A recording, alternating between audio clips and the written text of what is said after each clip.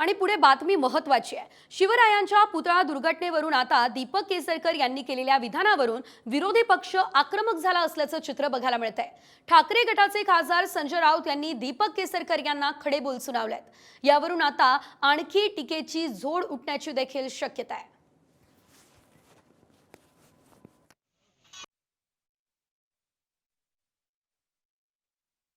कदाचित असं असेल की चांगल्या वाईटातून चांगलं घडायचं असेल आणि त्याच्यासाठी सुद्धा अपघात घडला असेल, काही सांगता येणार नाही। अपघात कसा घडला याची चौकशी शासन करेल। हा एकंदर 23 फुटाचा पुतळा होता, किमान तो 100 फुटाचा तरी पुतळा उंचीचा असावा असं मला स्वतःला वाटतं। उनको जूते से मारना चाहिए, लोग मारेंगे। अगर उनको लगता है, त्या माणसाला वाटतं आहे की छत्रपती शिवाजी महाराजांचा पुतळा पडला हे बरं झालं, त्यातून काही चांगलं घडेल, बरं काही अफजल खानाची औलाद आहे मेंढ्याने पोसलेली, त्यात बरं झालं, आम्ही तर म्हणतो बरं झालं ही घाण आमच्याकडून गेली।